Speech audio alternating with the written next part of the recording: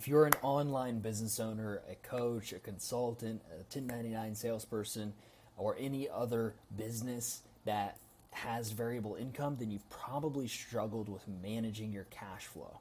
You know, one month cash may be up big, next month cash may be down, and it's hard to know how much can I afford to pay myself? How can I actually plan for the financial goals that I have?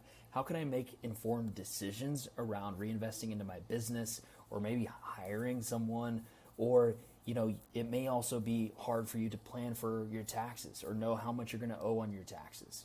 All right, so I want to go through and give you an example of how we helped our client Jake implement a cash flow system in his business that actually allows him to only contribute about 30 minutes per month to operating the system, and it allows him to effortlessly achieve his financial goals. So I just want to give you the exact step-by-step breakdown of how we implemented this for our clients so you can see the type of work that we do, and it may also help you in your situation.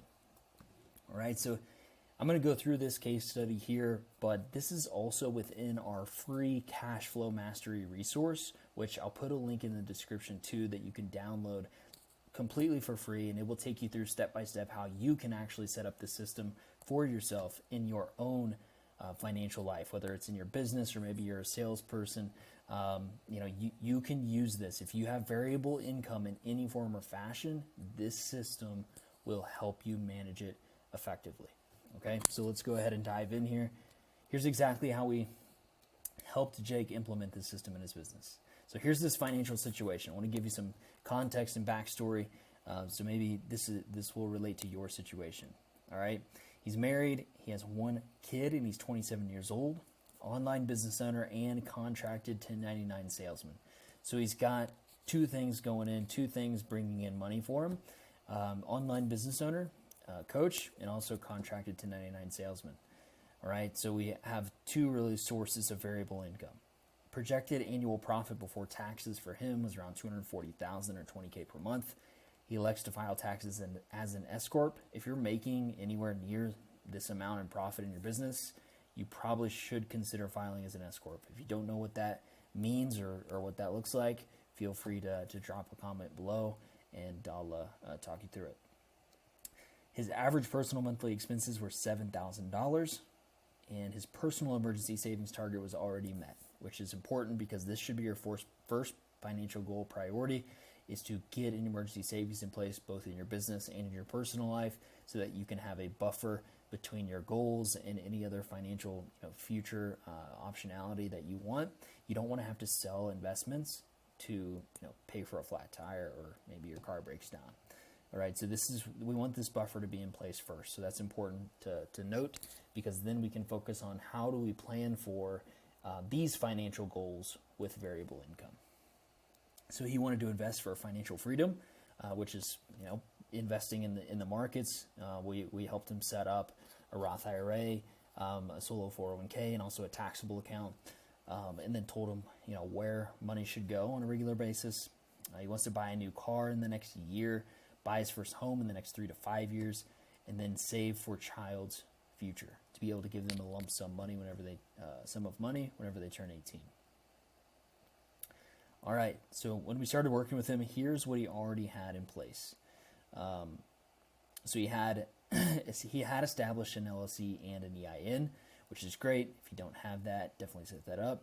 He did not have a business bank account. He wasn't separating out transactions, and he did not have accounting software set up, which ultimately leads to not having these other three as well.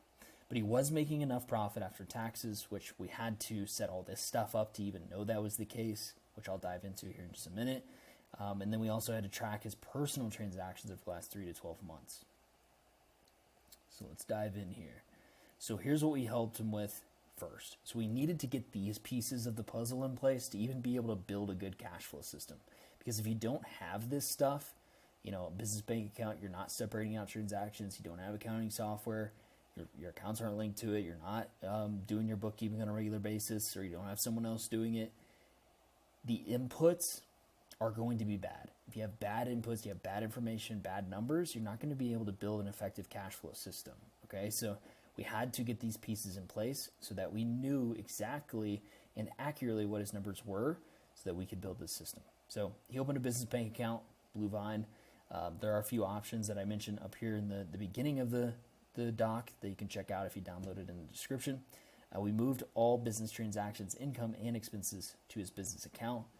We set up Wave as his accounting software. And we linked his new business banking credit card to Wave to track his business financials. And then we categorized his year-to-date business transactions within Wave. So we had to do this, again, just so that we could get an accurate picture of what his personal expenses looked like and his business numbers. All right, so he had a unique situation, which his business expenses were actually paid 100% by his partner. So his business savings consisted of two months worth of his BPP. So he had his personal savings too, and then we got this set up.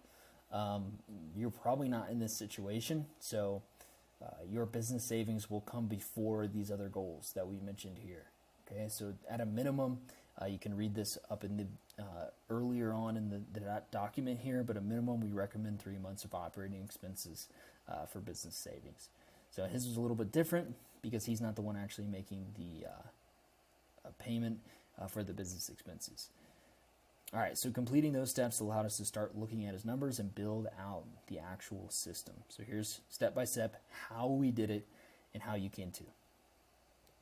Step number 1, we reviewed his last 3 months of personal expenses to determine his BPP. Okay, this is baseline personal paycheck. This is what we call the amount that you need to be paying yourself minimum on a monthly basis to just pay your personal expenses. All right, so this is essentially if you were to work a job and receive a paycheck, you are just creating the same structure and system from your business to pay you a paycheck every single month and be able to use that for your personal lifestyle. So how we determine this is we actually track our clients' personal expenses and we look at, okay, over the last 3 to 12 months, what were your average monthly expenses? And then we take that average and we add a 10% buffer on it. So here you can see on average over the previous quarter, Jake was spending $7,000 per month. To determine his paycheck, we multiplied 7 by 1.1. That's to give it a 10% buffer. So that his BPP's baseline personal paycheck was $7,700. All right. Step 2, completed tax projections to determine how much he needed to set aside throughout the year. So we're determining, okay, how much do you need to pay yourself from your business, and then how much you need to set aside for taxes.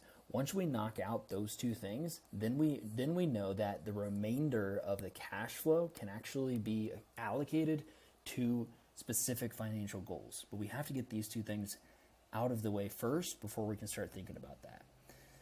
All right, so for his situation, he was projected to make $240,000, if you remember.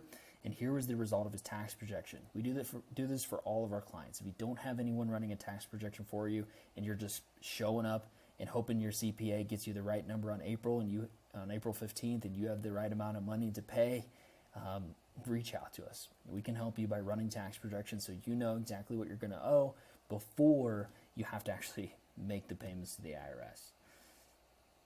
All right, so we ran this projection here. We projected that his total federal income tax would be $26,971. Total FICA tax or self-employment taxes was $9,891. Half of these are our business expense because he's an S corp. Don't need to worry about that for now. But so it lowered his net income to $235,055, and half of them are paid through his wages to himself. Again, another S corp detail. All in all, his total net income $240, total projected tax $36,862, which leaves him net income after taxes $203,138. So we determined Jake needed to be setting aside 20% of his profit for taxes. All right. So now think of what we have set up here. All right, we have the baseline personal paycheck that's going to be paid to him every single month, no matter what, at $7,700, and then we have a profit number. So he has his accounting software spit out a P&L for him every single month. And that profit number, he needs to be setting aside 20% of that to save for taxes. Okay, so now we need to look at, can his business afford to set aside 20% for taxes and pay him $7,700 a month? So his average profit's $20K. 20% set aside for taxes is $4,000. That leaves an average net profit after taxes of $16,000 a month. And then he's making this paycheck out to himself, which is $7,700. So $16,000 minus $7,700. On average, we expected him to have $8,300 in surplus every single month after paying himself and setting aside money for taxes. Step number 4, set up an automatic transfer from his business account to personal account for $7,700 per month. So we know that on average, his business can afford to pay this out, and he has 2 months of this paycheck already saved in his business savings. So even if his business doesn't make enough to be able to support this paycheck, he'll be able to do it for at least 2 months before things start to run into trouble. So we have it set up to where it automatically transfers from his business account to his personal account, $7,700 a month, first of the month, so that he can pay his bills and pay for his lifestyle. So that's automated. Step number 5, opened a second business bank account where he would transfer his taxes to each month. So what he's going to do, he's going to have a regular checking account where his paycheck just comes right out of, sends to his personal account. Then he's going to have a separate account where he's transferring the amount that he needs to be setting aside for taxes each month. Okay, so after talking over multiple meetings, we also determined his goals to invest for future freedom, buy his first home, buy a new car, and save for a child's opportunity fund. So this is just money he wanted to give to his child when they turned 18, not for anything really specific. Step number 7, we calculated what it would take to achieve those goals. All right, he wanted to buy a $500,000 home within 4 years. Pretty nice home based on his area. Due to high interest rates, we decided to plan for a 20% down payment, which is $100,000. Over the next 4 years, he needed to set aside $2,100 per month to reach that goal. Car down payment. He decided they wanted to buy a $30,000 car within the next year. 10% down payment for the car would be $3,000. So we determined he needs to set aside $250 per month to save for that one. Save for child's opportunity fund. So Jake wanted to give his child a lump sum when they turned 18 years old. Didn't have an exact number in mind for how much, so we decided to base that goal allocation on his monthly cash flow. We determined that $150 per month invested would grow to $90,000 by the time they turned 18, so we'll start there with contributions, and we can always change it later. $90,000 when you turn 18 sounds pretty good to me. Investing for future freedom. This is more of an arbitrary number at this point for Jake, but he wanted to remain flexible with the money he was investing because he was interested in buying a business and he didn't plan to work until retirement. All right, so we wanted to keep things very flexible for him. It's a common misconception that you're locking up money in retirement accounts. If you work with a financial planner, that's all that they recommend. And that is absolutely not true. So he wanted to remain flexible because he was interested in buying a business and he didn't want to work until 65. So we decided the remainder of a surplus could go towards this goal, but the funds will remain accessible, right? So his average surplus minus the buffer, we also put in a buffer on the back end, all right? So we put in a buffer on his personal expenses of 10%, and we also put in a buffer on his business surplus so that he is regularly still accumulating cash in his business account, and he can do quarterly or semi-annually distributions, one-time distributions based on the business performance and how much he actually needs to be keeping in his business. So we add a buffer on each side of his financial life. All right, so we take out the buffer. If you remember, he had the $8,300 surplus is what we expected right here. $8,300 surplus each month. If we take out a 10% buffer, then it's down to $7,470. Okay, so his other goals: home down payment $2,100 a month, car down payment $250 a month, child fund $150 a month. Remaining amount to invest $4,970. So this is per month, by the way. So we decided to max out his Roth IRA, then contribute to a taxable account with the remainder of the funds. Based on his average surplus available to distribute and his goal needs, we then calculated the percentage allocations. All right, so home down payment, $2,100 divided by his average surplus is about 30%. Car down payment, 5%. Child fund, 5%. Remaining to invest, 60%. Okay, the reason why we convert these to percentages based on his average surplus is because his income is and cash flow is variable. We can't just say set aside $2,100 a month for a home down payment every single month. You can't do that when you have variable cash flow. So instead of, that's how a W-2 paycheck earner can view things with their finances, because they're receiving the same amount every single month, so they can easily just move a fixed amount over. But you, as a business owner or salesperson, you cannot just do a fixed amount like that. You have to base it off of percentages so that it scales up and down along with the performance of your monthly finances. So we converted these based on average. So if on average, based on what's happened in the past, he has a surplus of this amount, if he sets aside 30% of that, he should reach his goal of his home down payment, and car down payment, and child fund, etc. All right? So what we need to do is, since we're basing it off percentages, we then have to do quarterly, semi-annual, whatever time frame that you want to use. You have to do a regular review of how the cash flow system is working. Okay, are you on track still to reach these goals? If you check in on that every single quarter, okay, here's how much that I've set aside for XYZ goals. Am I still on track for the goal that I want to achieve? You need to be reevaluating this every single quarter to understand if your business is performing in such a way that's allowing you to still achieve these goals, or maybe you may be even overfunding. Let's say business is crushing it, and since we're using these percentage bases or percentage points as a basis for our allocations, you may be overfunding these goals. So then we may need to make a change. But you have to use, the point of the matter is, you have to use percentages to effectively have a cash flow system that helps you manage variable income. You can't use fixed dollar amounts. All right, now that we had all the numbers calculated, we can build his cash flow system, and here's what we implemented. Every month, Jake would do his business bookkeeping. So what he would do is go into Wave, his accounting software, and just categorize his business expenses, whether they were expenses, income, or distribution out to himself, etc. And then once he did the bookkeeping, he could go look at his profit. Whatever that profit number was, he would set aside 20% of that for taxes. He'd pay himself $7,700 per month automatically. This happens automatically first of every month. And then we're distributing 90% of his cash flow surplus to his goals based on the following allocations, these percentages.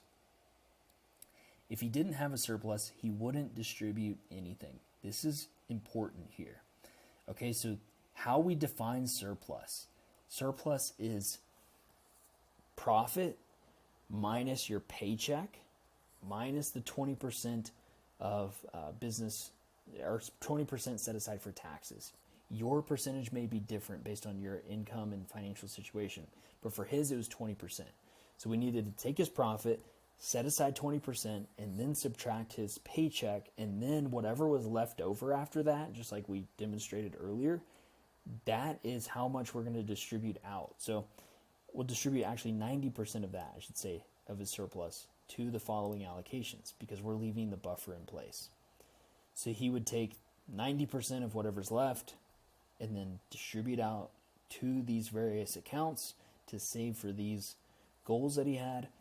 But if his profit minus taxes minus his paycheck gave him a negative number or zero, he wouldn't do anything. So he wouldn't distribute anything out to these goals.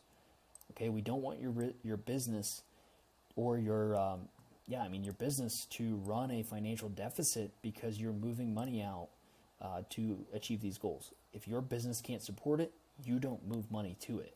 But when your business can, like you have a big month, you're going to be putting more into those goals. And on average, if we're looking at what the roller coaster would look like up and down, on average, you should be moving just enough to these goals to be able to fund them as you want to.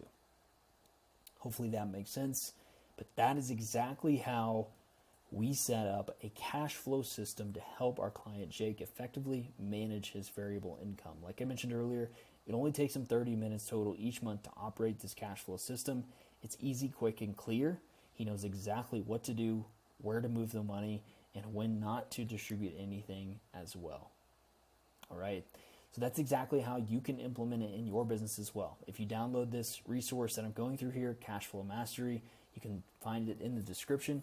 Download it completely free, and it will help you set up this exact system for your own business based on your own numbers. We even provide spreadsheet templates that help you plug in your own numbers, and it will show you exactly what you need to do based on the goals that you come up with.